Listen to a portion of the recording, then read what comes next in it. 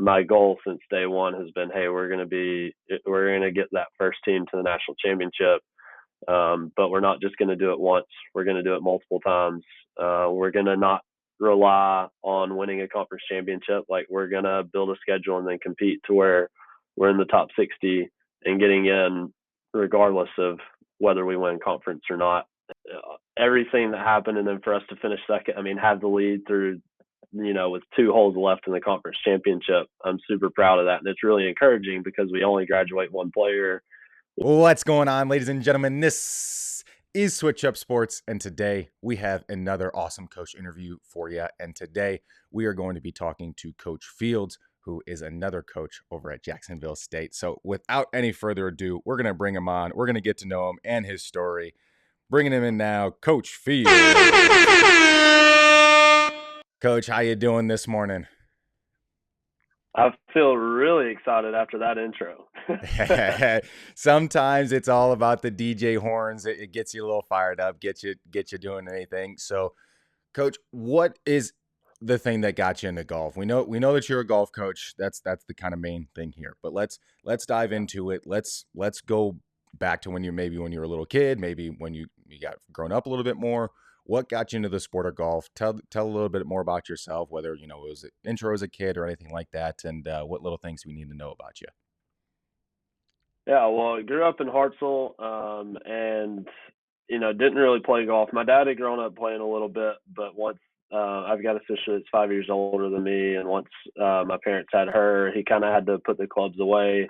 And then we were big into baseball, softball, basketball growing up. But when I was 9 years old, Dad would still play in the charity scrambles every now and then, and he was getting ready. I think it was the Hartselle baseball scramble that they host every year, and me, him, and my sister had gone out to eat, and we got back to his house after dinner, and our neighbor was standing in our carport and said, "Hey, somebody just broke in the storage room," and sure enough, his golf clubs were gone. So he had to borrow my uncle's for the tournament the next day, and then he bought new clubs. So he started playing again. And that's when I started going to the golf course. Just like a lot of kids, you start driving the golf cart. That's what kind of gets you interested. And I had his first putter he still had, so I used that a little bit and got into it. So he then quickly got me my first set of U.S. kids golf clubs, and it was off to the races. So grew up, started playing golf at Quail Creek, in Faultville, Alabama, public course there, and then we eventually joined at Terry Pines in Coleman, and eventually at Burning Tree in Decatur, and that's where then, of course, my first week of college, that's when my dad buys a house on the golf course on the 13th hole at Burning Tree. And I was like, man, if you had done this a long time ago, you wouldn't be paying for school. So kind of a crazy story. I have a criminal to thank for basically my entire life and career. Yeah, that's an interesting way, and especially one of those where it's a horrible situation, but then you get to look at it and go, well, honey, I guess I have to get new clubs. Like, oh no, yeah, there are a lot of people like, oh no, what happened to my old clubs? They got stolen. And it happens. They only took my driver. I don't know if maybe I need the new sim. Whatever it needs to be. I just need to get the new one now. Yeah. So sad. Yeah. He had to do it. So is I know everyone kind of seems like golf is never the first thing that they play. I know I didn't play golf as the first thing growing up, but do you think that most of those other sports, do you think that really applies to kind of how you play golf today? I know some people, hey, I got to start golf when I was 2 years old, or, they never really played any other sports other than golf. But for those that did play other sports, what do you think is the main thing that helps in a main transition or something that you kept? I mean, I know yes, the baseball swing it's sort of the same kind, there's such small similarities, but there's really not, but there is. What do you think really transfers over from all of those other sports for you? I think just the athletic ability, and I'm not sitting here trying to say I'm the most athletic person alive by any means, but just I had moved my body in a lot of different ways, being able to learn how to do different things and be coached. And I mainly played basketball and baseball growing up, and so being coached and how to shoot, how to dribble with your eyes up, like that's the big thing you're learning as a kid. And so those things, and obviously then with baseball, swinging and hitting, there it's a moving target, luckily, and that's why I gave it up. I was not good at hitting a moving target. I needed one that was sitting still. And so I think all those things kind of helped. And it also gives you reference when somebody is trying to teach you something. If you have another sport, because you've moved your body in ways, it makes it a lot easier. Now looking at it as a coach, I can reference, especially when I'm coaching somebody that's played baseball or softball, like I can reference a lot of things, especially with the mound, and how you load and how you push off with your right foot for a righty and stuff like that. So I'd say just being able to move my body and being able to learn how to do different things with my body helped playing different when I from playing different sports helped me once I got into golf.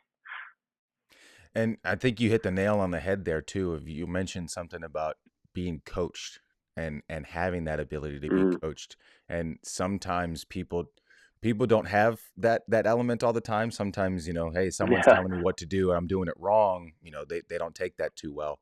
And then you yeah, touched on another thing of applying, hey, this is what it feels like to throw off of a mound. You load into your right leg, you're pushing off of that, and there's that feel. So I'm yeah. guessing that you were probably a little bit more feel player versus like really technical, right? Yeah, and it's funny because like, and I don't know how much Silas touched on this, but we're very different in a lot of ways, but we grew up the same way. Like we grew up very much feel. Neither one of us was very much instruction. Obviously, I went to college and learned more of that, so I've now, as a coach, become more of a technical coach than he is. But as a player, I'm much more of a field player because that's how I learned. And so that's an interesting balance for where I'm at now as a coach, because I'm super analytical and a huge golf nerd when it comes to the coaching side of things. But when I go back to my own game, like it still goes back to just the feel, because that's, I never really had a formal, swing coach growing up. It was the assistant at Burning Tree just walking out, watching me hit 5 balls and telling me I'm an idiot for, for doing something, and, you know, correcting it real quick, and then he was gone. So, very much feel in relating things to the other sports when it comes to how I learned. And I still use that with specific players too, just depending on how they learn. Yeah, I think I kind of fell into that same trap, or not really having too many people be able to say something or coming over, or not really having that. So it's just like I found it through the bucket of balls. It's like, hey, Yeah. I'm working on something, and I'm gonna get it right based off of something that feels this way, even though we all know feel isn't real. So as Yeah. you kind of get into your kind of coaching element, and you're working with a player, do you feel Hmm.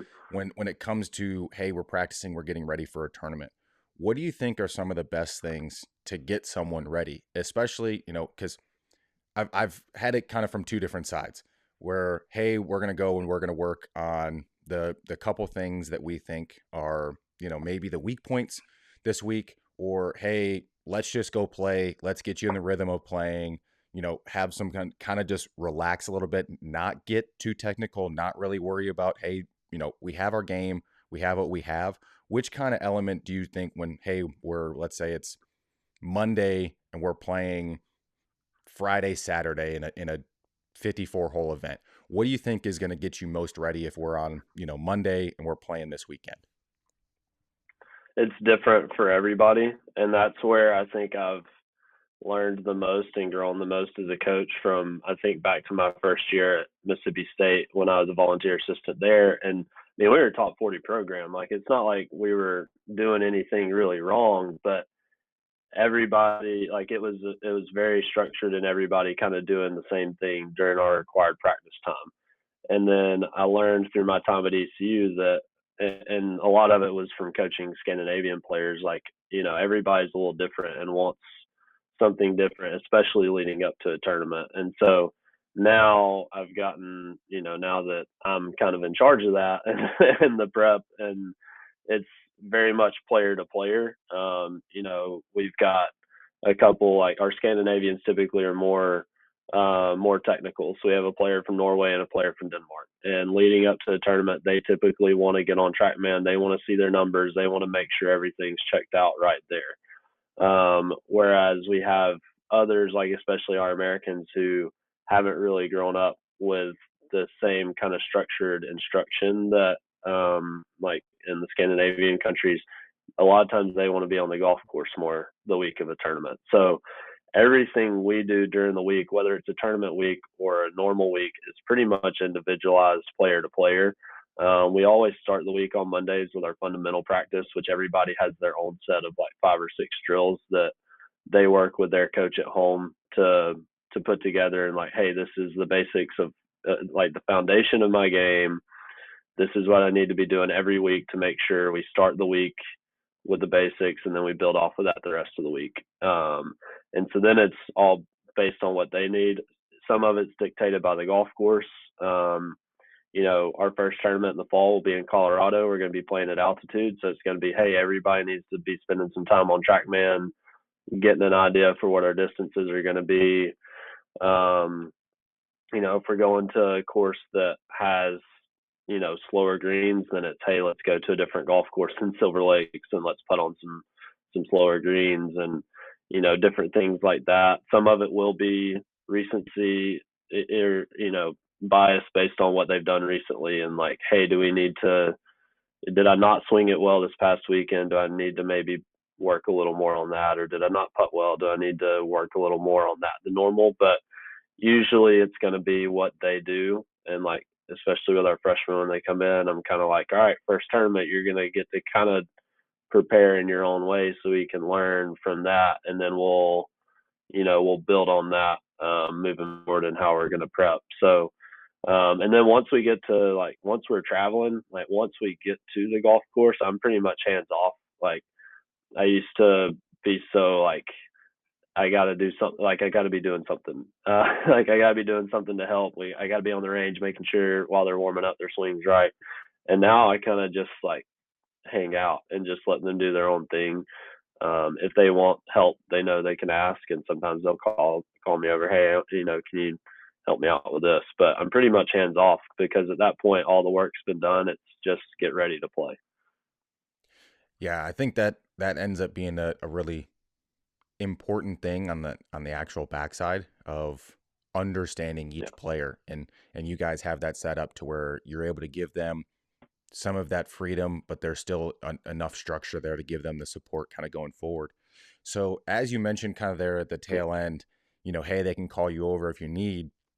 What do you kind of feel is a good thing to kind of like, hey, they're getting a little bit off the rails here. Hey, that, I don't really know, that was kind of a swing that led to another bad swing. Up, this led to another. Like, how do you get them back on track? Like, are you going to go over and say something if need? Or again, is this one of those that's like, it does really kind of depend on the person, but like, what's something that you can kind of do to help if you're like, I don't know, like they're getting a little shaky here. Is there, a thing that you have to help for that? Yeah, I mean, there's still a little internal struggle that I have with some of that, because sometimes I want to jump so quickly to like, hey, I need to say something, and then there are times where I'm like, man, looking back, I wish I'd said something sooner. Like during practice round, the thing is, most of the time it's going to come down to setup, like setup or tempo. Like those are the two things, and I'm not like I'll pay attention some in the practice round of that, especially if it's something that is a tendency for somebody or they've been struggling with recently. Like Laura this year struggled a lot with her ball position, and then she has a very unique setup. Her stance is very closed, but she has a tendency to overdo it, and so just like at times I'd have to say, hey, like when you really start hooking it, that you're just getting too close, or hey, the ball is getting too far up in your stance. Different things like that. Those are pretty simple. But during the tournaments, I pretty much don't pay attention to what they're doing. Like I get zoned into where the ball is going. Like just like them, I'm focused on getting the ball in the hole. And like after the final round of our conference championship this year, like talking with Laura, I was like, man, I wish I'd paid a little more attention because there were some things that on the ESPN Plus broadcast, watching afterwards that I was like, man, I should have been, maybe paying attention, especially on the greens. And so it's kind of a balance. Like I don't like giving them a lot of technical thoughts during the round, but I think there's probably times where I could be a little more assertive and like, hey, that's three straight putts you've missed to the right. You're, trying to control the face and you're just not letting it swing through. So things like that. But most of the time it's very simple. Like I'm not going to ever bring up anything crazy or anything new. Like it's always going to be something that's a tendency and something that is familiar to them, because you're not going to show up to a tournament and just randomly start doing something off the wall that you haven't done before. I mean, I guess it could happen, but not often. Right. So I guess. So to answer your question, I don't really know what the balance is. Like I feel like sometimes I got it and sometimes I don't, and I don't know that there's an answer. I mean, that definitely makes sense. I mean, I guess really the only kind of element with that kind of makes, I mean, it doesn't entirely go into but I know this is, I mean, I coach on the wrestling side versus the golf side, but Yeah. there is a different element when it comes to like guys versus girls. And so for you, is there any sometimes like, whether it be like a difficulty or just like, hey, knowing that there's just a different way that you might have to approach it, or maybe, I mean, even if it's just tonality or just actually different vocab that you use, like, is there a difference when it comes to like, hey, I like, guys are guys, girls are girls when it comes to it, but like we're both playing the game of golf, we're trying to get the ball in the hole. And so like, is there sometimes like a different way where you're like, I need to say this maybe slightly differently? Yeah, I mean, and I kind of experienced that because I actually did travel with the guys to their conference championships, and South didn't have an assistant this year. So, and I was, that was different for me because I'm not a daily part of that program. Like I'm not at their practices every day. I mean, we're there, but I'm not actively working with them, and so it was a little different. And you can be a little more matter of fact with a lot of the guys, and it's easier to do that. And they're typically way more analytical too, so you can have like they're not as bothered by if you throw something technical at them in the heat of the moment. A lot of times they want it or they're thinking it anyways, which sometimes is a bad thing too. Right. Like sometimes they need less of it. And with the ladies, it's just, I mean, you never really know. Some you can be really matter of fact with, some you do need to be a little softer with, just because they're already so beat, they're beating themselves up in their head so much anyways, and so you just have to find a way to number one, make it, a little more encouraging, and to make it more their idea. Like, hey, remember this, like you said this in the past, don't forget that. And then that rings the bell versus, with a guy, you could just kind of be like, hey, like, do this. Like, you're supposed to be doing this.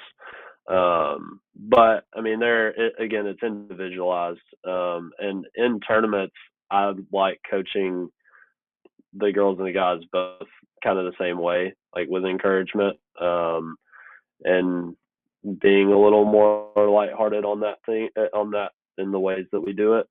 I think it's when you're off the golf course outside of competition that maybe you can coach them a little differently. And I think that's where probably the most difference is in coaching in the tournaments.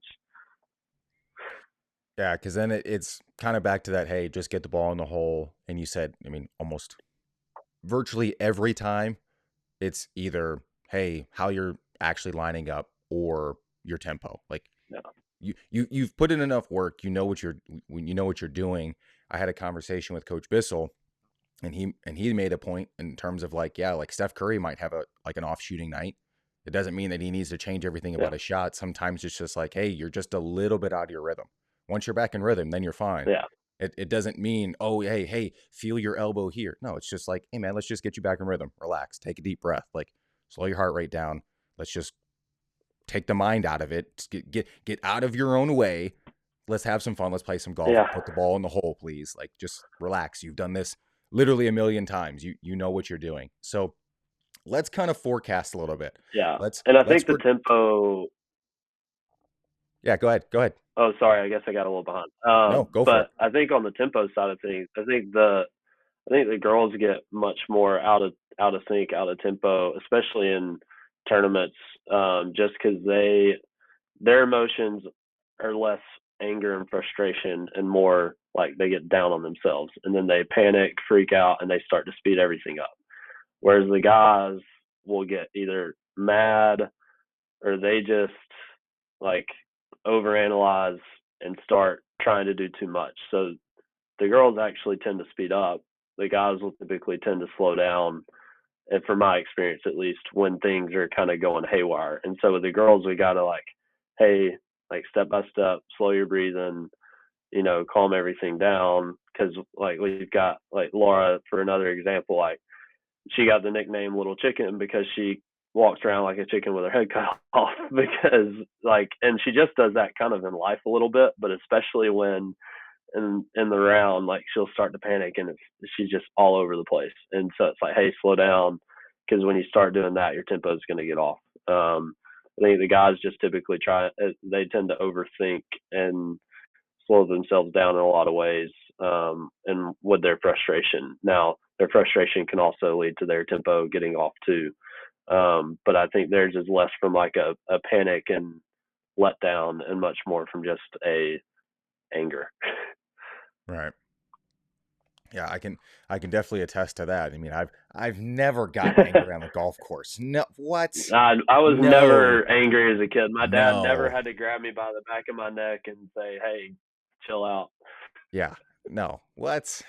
I don't have dozens and dozens of moments and instances coming to my mind. Oh, no, that's absurd. Could never think of Never, that. So let's never. kind of forecast out for you with the program. So what Yep. things are you guys kind of looking Mhm. forward to for next season? And then building on that, 3 years, 5 years. I mean, I know it's kind of sometimes hard to even think out that far. It just feels like but Yeah. what things are you excited about? What things have you guys kind of had? Which way is the momentum headed? Which way do you want to keep going with it? What things are you going to do for that? And just kind of how you see things going. Yeah, the number one thing I'm looking forward to about this year is being healthy and hopefully just less chaos.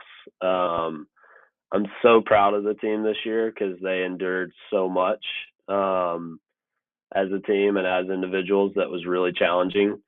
Um, and I'm just looking forward to hopefully kind of getting past that. I mean, we had like last year we had conference freshman of the year, and then our other freshman was third team all conference. She was the third ranked freshman in the conference, Wow. and so Ashley, the one from France, she was the third team all conference. She was diagnosed with bone cancer in July. And so she's been home in France. This is actually her final week of chemo. And she's really excited. Like everything has gone really well, which is a blessing, but you miss her personality. You obviously miss her performance as well. And then there's just like dealing with that as a team and missing a teammate. So, we start the year off with that as a struggle. And then we have, another player leave, which is never usually a good thing. And then right after that, we have a back injury. And so our 8 turns into 5 real quick. And, um, and that was hard, like just chaos basically. And then Yeah.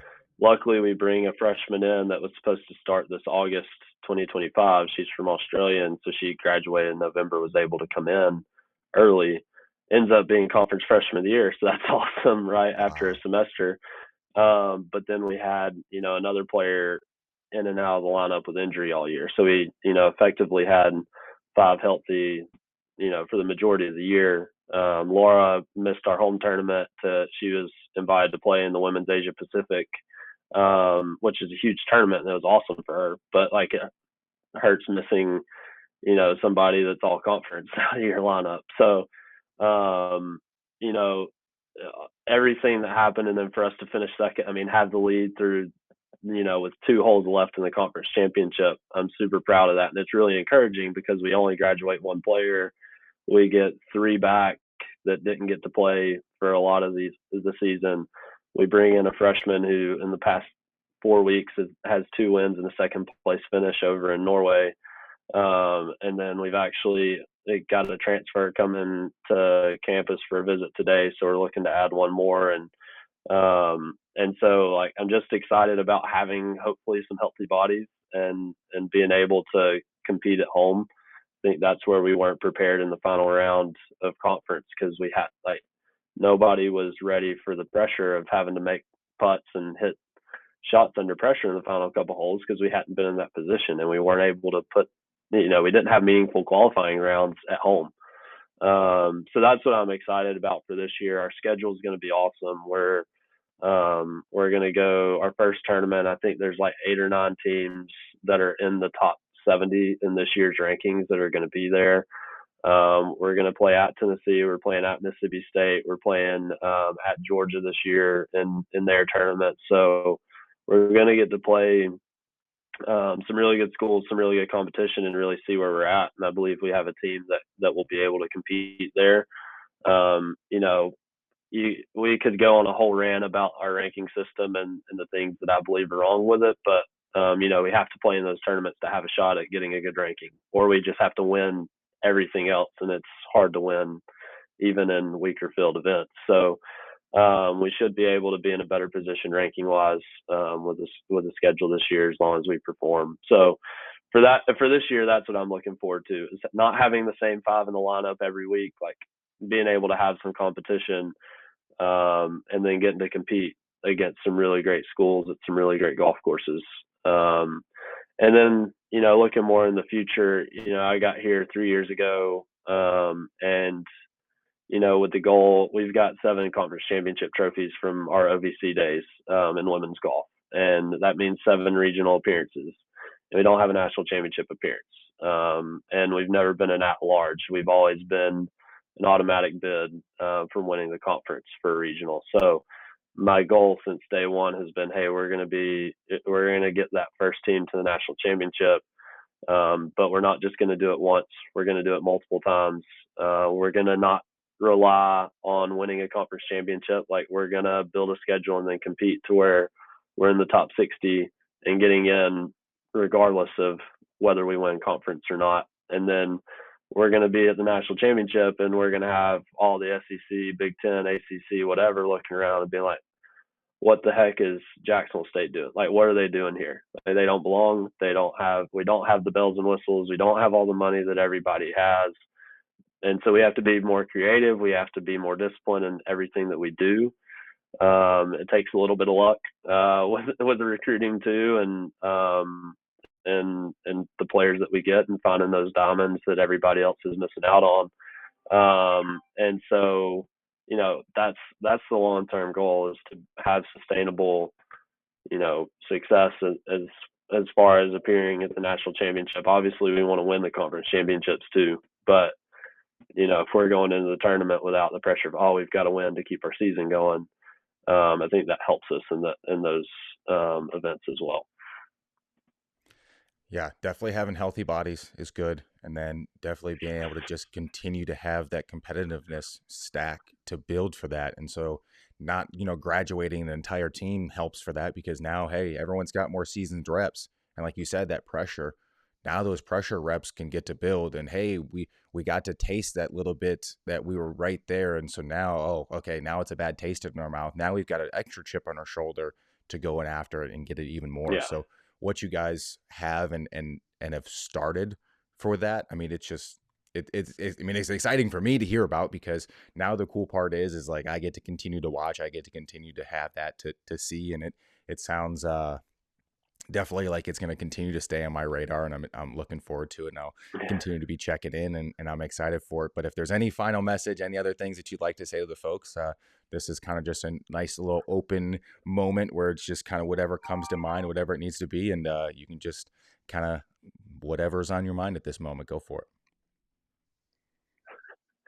Yeah, I mean, I think just back to kind of talking about that conference appearance too, is like, I have the scoreboard, like our piece of it up in my office, is kind of a reminder. But mean, we shot 300 in the final round, which was a shot better than our season average. And so, like, it looks like we blew it. I actually had somebody walk up to me the day after at an event and just like he was kidding, but it was kind of a awkward moment where he's like, how did you blow it?" And I'm like, "What?"